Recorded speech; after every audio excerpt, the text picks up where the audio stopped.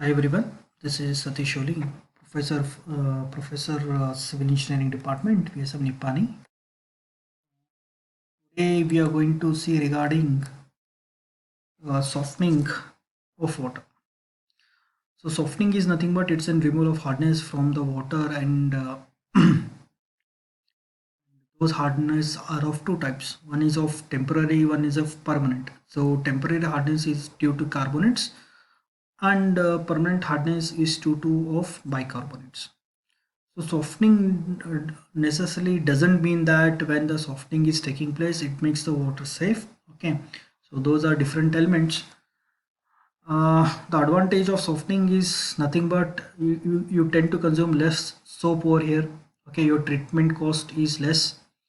The plumbing fixtures are well maintained. Okay, and it improves the taste of food itself. Okay, and when you remove the hardness from water, okay, your treatment cost is also being reduced. Okay, there is less, means there is a saving element attached to that because you're using less number of elements, okay, for treating purpose, and the customer, the end user, gets satisfied also because he received a good quality of water. In industries, okay, softening plays a very much important role because it reduces the scaling in boilers. Okay, so if there is a scaling taking place in the boilers, it reduces the efficiency, and the efficiency is being reduced. Again, the cost element is being attached to that. Okay, so as I mentioned earlier, there are two types of hardness. One is temporary, one is permanent. Okay, so softening, as I mentioned earlier itself, temporary hardness or carbonate hardness, okay, which are being caused due to carbonates hardness and bicarbonate hardness. You can say carbonates and bicarbonates of calcium and magnesium. It can be removed by boiling and adding a lime over here. Okay, and permanent hardness, it is being caused by sulfates, okay, nitrates and chlorides of calcium and magnesium. A special treatment has to be given to remove this kind of hardness. Okay, and permissible limit for hardness is from ranging from 75 to 150 mg per liter. Next, we will see regarding a temporary hardness.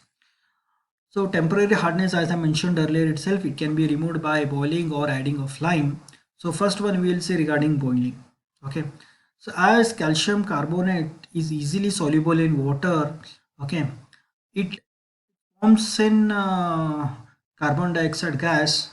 Okay, when the boiling is been taking place, the carbon dioxide gas is being released.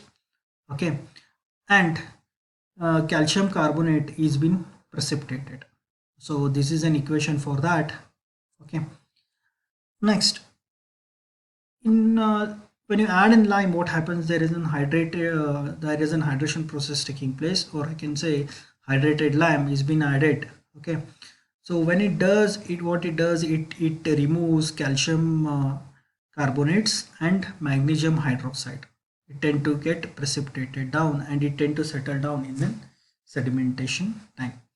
And lime process can be added for only for temporary hardness, and these are the following reaction that is been taking place when a lime is being added. Okay, so you can say an hydrated lime is when carbonates plus hydrated lime is being added, there is a precipitation of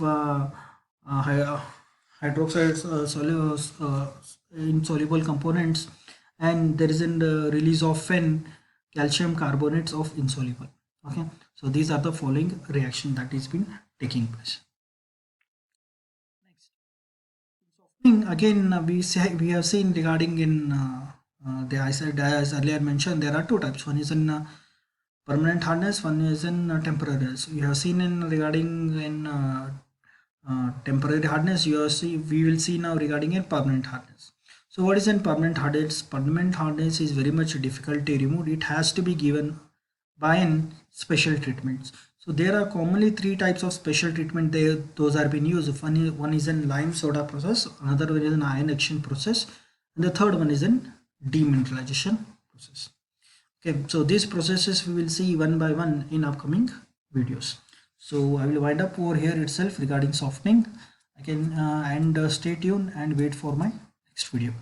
So thank you very much. Be safe, stay home, be safe. Okay, thank you very much.